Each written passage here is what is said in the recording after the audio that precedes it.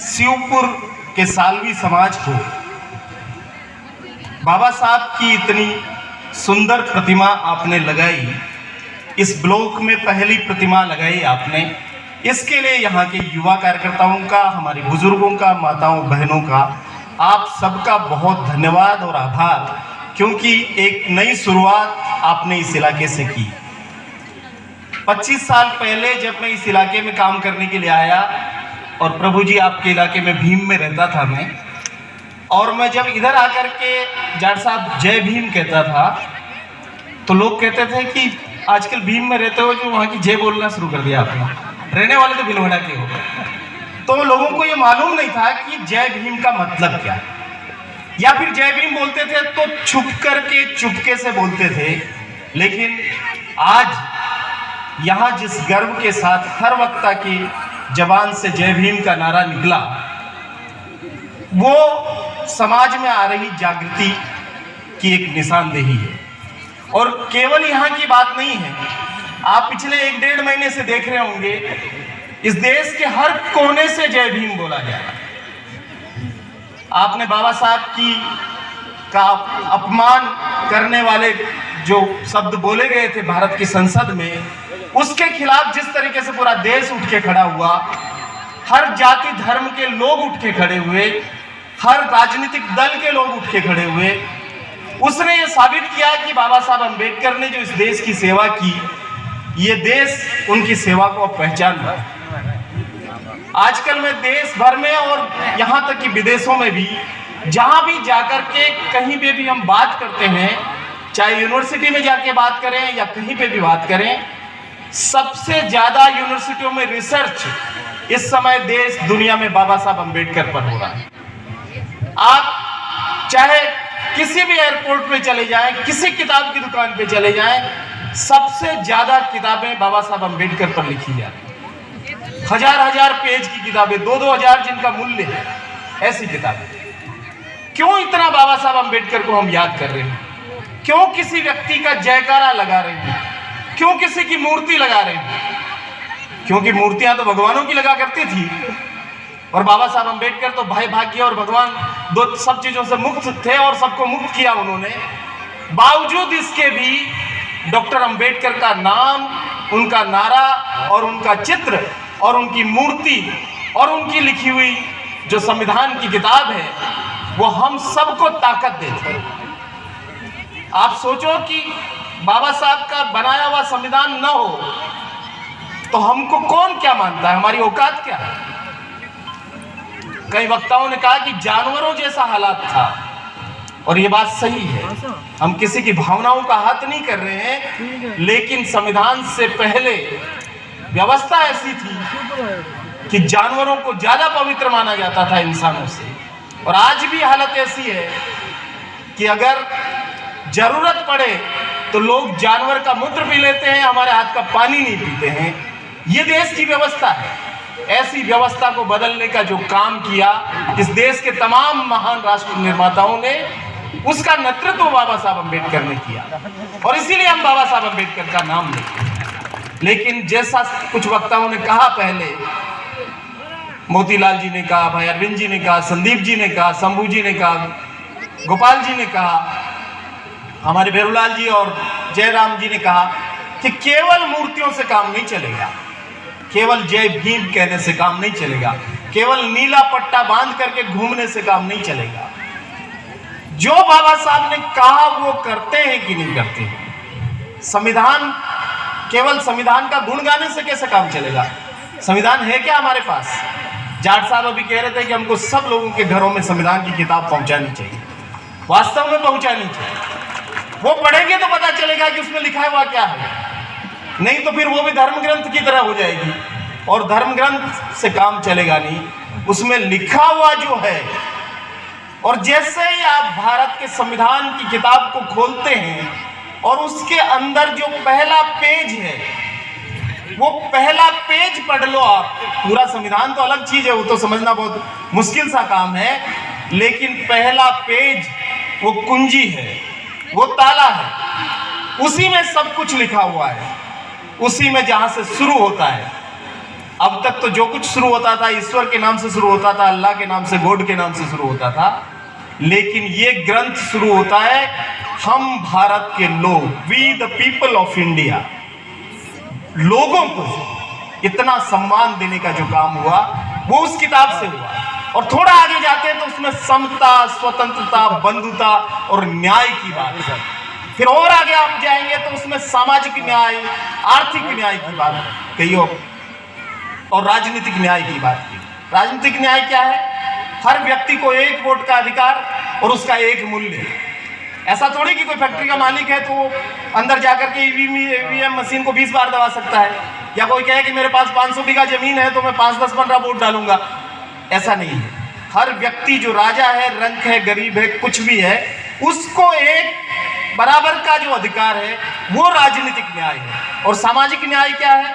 सब इंसानों को बराबर मानना, किसी को न ऊंचा मानना न किसी को नीचा मानना, वो सामाजिक न्याय। और आर्थिक न्याय, कोई गैर बराबरी नहीं रहे, गरीबी नहीं रहे, वो बात बाबा साहब अम्बेडकर ने उसमें कही। फिर राष्ट्र की एकता की बात है, अखंडता की बात है और सबको अवसरों की समानता देने की बात है। ये एक पेज संविधान का दुनिया के सारे धर्म ग्रंथों पे भारी है, क्योंकि उसमें इंसान को इंसान की नजर में बराबर माना गया। जाट साहब इससे पहले सारे साधु संत आए, अवतार आए, पैगंबर आए, औलिया आए, पीर आए, लेकिन उन्होंने ये तो कहा कि भगवान की नजर में सब बराबर है। और भगवान इतना ऊंचा बैठा हुआ है, तो इतना ऊंचा बैठा हुआ है तो उसकी नजर में सब बराबर ही होता है। आप हवाई जहाज में बैठते, थोड़ी सी ऊपर उठती है तो सब बराबर नजर आता है नीचे, लेकिन जो बराबर में बैठा हुआ वो बराबर है कि नहीं है? इंसान की नजर में इंसान बराबर है, ये घोषणा केवल और केवल भारत का संविधान करता है। अभी मैं परसों हैदराबाद में एक सम्मेलन में था, वहां एक जस्टिस आए, सुदर्शन रेड्डी जी। उन्होंने कहा कि भारत का संविधान केवल कानून की किताब नहीं है, ये दर्शन है, ये सिद्धांत है, और ऐसा जीवंत दस्तावेज दुनिया के किसी देश में नहीं है। दुनिया के जितने भी संविधान हैं, मैं कई देशों के संविधान को पढ़ा मैंने, वो सब केवल कानून की किताबें हैं। भारत का संविधान केवल कानून की किताब नहीं है, उसमें सामाजिक बराबरी की बात भी है, कोई ऊंचा नीचा नहीं होगा, ये बात है। सबको मौलिक अधिकार होंगे, सबके मूल कर्तव्य होंगे, ऐसी तमाम बातें लिखी हुई है। मैं इसलिए इस पर बात कर रहा हूं कि भारत के संविधान को अपने अपने घर में रखिए। आपकी सारी किताबों के साथ एक किताब और चाहिए। आपकी दीवारों पर जितने भी फोटो है उसके साथ बाबा साहब का फोटो और चाहिए, क्योंकि वो नहीं होते तो हम तो जानवरों जैसे ही होते, हमारे पास तो कुछ नहीं होता। तो वो जो कुछ दिया वो बाबा साहब अम्बेडकर है, इसीलिए हम उनको याद करते हैं। नहीं तो हम अपने पूर्वजों को भूल चुके हैं। उन पूर्वजों को याद करने के लिए तो हमको भाट की पोथी बचवानी पड़ती है और उसको बुला करके पैसा देना पड़ता है, लेकिन बाबा साहब को क्यों याद करते हैं? क्योंकि उन्होंने हमारे लिए सब कुछ किया। पर मित्रों, यहाँ क्योंकि मंच पर हमारे समाज के सारे इलाके के अध्यक्ष बैठे हुए, मैं सोचता हूँ कि यहाँ आप जो लोग बैठे हुए हैं, करीब 1000-1500 गाँवों के आप अध्यक्ष लोग, तो इसलिए यहाँ पे कुछ ये बात मैं कहना चाहता हूँ कि अब समाज आगे कैसे जाए उसकी भी बात करनी है। क्योंकि बात तो सही है कि शिक्षा मिलनी चाहिए, लेकिन अब शिक्षा मिलना तो सरकारी स्कूलों के तो हालत क्या हो गए? 418 स्कूलें तो बंद हो गई। अभी अंग्रेजी स्कूलें खोली गई थी, वो बंद हो रही है। यूनिवर्सिटी में आपके बच्चों को पढ़ने की स्थिति नहीं है और सारी शिक्षा महंगी की जा रही है, नौकरियां है नहीं। अभी अंतर्राष्ट्रीय श्रमिक आयोग का एक रिपोर्ट आया जिसमें आया कि केवल 4% नौकरी है सरकार में, 96% नौकरियां निजी क्षेत्र में है। तो 96% नौकरियों में तो आपको आरक्षण नहीं है, वहां तो कोई घुसने नहीं देगा आपको। तो फिर हमारे बच्चे जो पढ़ रहे हैं वो कहां जाएंगे, क्या करेंगे? इसके बारे में सोचना है। दूसरा मेरा निवेदन ये है कि सारे लोग 3 चीजों पे जी रहे हैं आज की तारीख में, राशन, पेंशन और नरेगा। अगर केवल इस पे जिएगा समाज तो गुलाम बनने में ज्यादा देरी नहीं है। पहले हमारे पुरखे हाली रहते थे। हाली का मतलब क्या है? फूड फॉर वर्क, केवल रोटी के बदले में, अनाज के बदले में काम करते थे और पीढ़ी दर पीढ़ी रहते थे। वैसी हालत फिर से आने वाली है।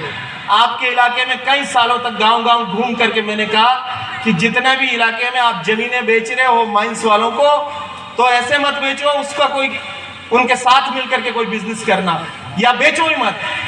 और अगर बेचोगे तो टिफिन लेकर के इसी में काम करने जाओगे।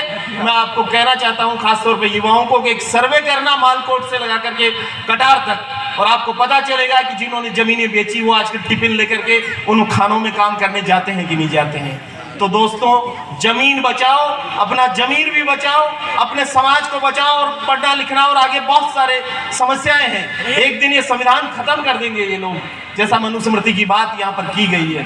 तो संविधान खत्म हो जाएगा तो कौन पूछेगा? आज SC/ST एक्ट नहीं है तो हर कहीं पीट पीट करके आपको और अपमानित करेंगे और मारेंगे लोग। और एक कानून की बात है, लेकिन संविधान तो कितने कानूनों से बना हुआ है। तो संविधान को भी बचाना है और समाज को भी आगे के रास्ते पे ले जाना है। मैं ये देख रहा हूँ कि थोड़े ही दिनों में ऐसी हालत हो गई सर कि हम लोगों ने बात शुरू की 25 साल पहले, तो हम गांव-गांव में जाकर के लोगों को संगठन बनाने की बात करते थे, संस्थाएं बनवाते थे, आंदोलन के लिए आगे बनाते थे। और हमारे देखते देखते आज हालत ये हो गई है कि विभिन्न समाजों में लोग, नई पीढ़ी संस्था संगठन या संविधान की बात नहीं करती है, आजकल गैंग बनाती है। और इतनी गैंगें बन गई है विभिन्न समाजों में।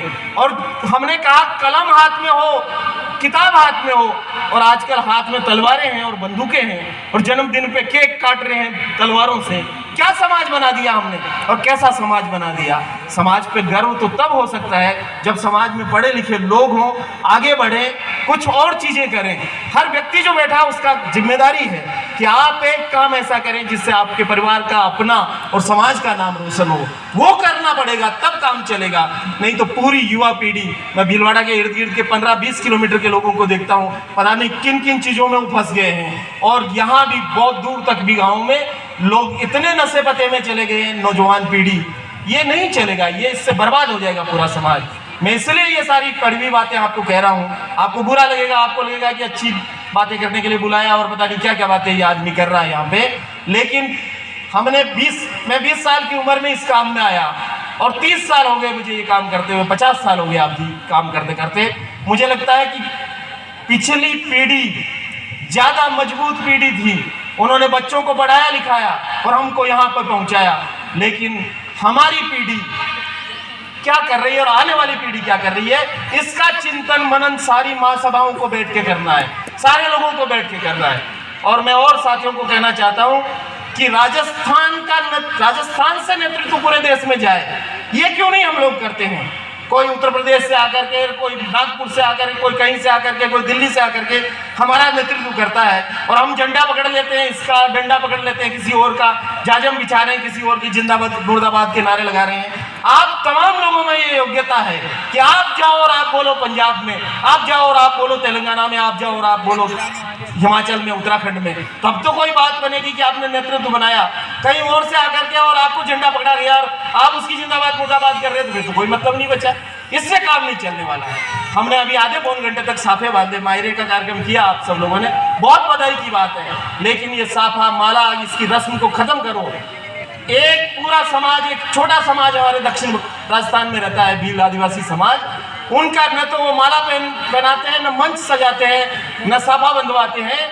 लेकिन उन्होंने समाज को इतना संगठित किया कि आज उनके 4 तो विधायक हैं पूरे देश में, और एक सांसद भारत की संसद में बैठा हुआ है। उन्होंने झंडा गाड़ दिया वहां पर, और हम यहाँ पर बैठ करके माले साफे पहन करके और अपना गर्व कर रहे हैं। इससे काम नहीं चलेगा। हमको सारी चीजें सीखनी है। एक एक गांव में आप युवाओं की मीटिंग रखिए, हम आएंगे, उसमें बात करेंगे, और समाज की दिशा क्या होगी, समाज 50 साल बाद कहाँ होगा, 100 साल कहाँ होगा, उस बात को करना पड़ेगा। और हमको किसी समाज को गाली नहीं देनी है मंच पर बैठ करके। कोई गाली देने से हमारा समाज आगे नहीं बढ़ेगा, किसी और को गाली देने से हमारा क्या फायदा होने वाला। भारत का संविधान सबको इजाजत देता है कि वो अपनी जो भी आस्था है, उसको गोबर में भगवान दिखता है तो उसको दिखे, कंकड़ में शंकर दिखता है तो दिखे। हमको तर्क पे जीना, तो ये हमारा काम है कि हम उसको जिए, लेकिन किसी की आस्था को ठेस नहीं पहुंचाना है, किसी को कुछ नहीं कहना है। हमको अपने समाज को आगे बढ़ाना है, तो उसको पढ़ाना, उसको सब चीजें करनी है। नहीं तो हम ये कहेंगे यहाँ पे अगली बार कोई लोग ही नहीं आएंगे, लोगों को लगेगा कि अच्छा ये ऐसी बातें करते हैं, ये तो इनका आना ही नहीं है अपने को। तो मेरा मंच के साथियों से विशेष निवेदन है कि कुछ बातें हैं जो हमको रणनीतिक कमरे में करनी है और कुछ बातें हैं जो हमको मंच पे करनी है। मंच की बात कमरे में नहीं और कमरे की बात मंच पे नहीं, ये ख्याल रखना बहुत ज़रूरी है, नहीं तो रणनीति फेल हो जाएगी। यही बैठ के सारी बातें कर ली तो सारी चीज़ें चली जाएगी। तो खैर मैंने बहुत सारी बातें आपको कही, लेकिन मेरा निवेदन ये है, शिवपुर से बहुत प्यार रहा है मुझे। एक एक घर में मैंने आकर के चाय पी होगी आपके पिछले 20-25 सालों में। यहाँ चुनीदास जी से लगा के रतनदास जी और तमाम लोग रहे हैं जो अब नहीं रहे हमारे बीच में, लेकिन दाऊराम जी, शिवजी महाराज और सारे, मैं तो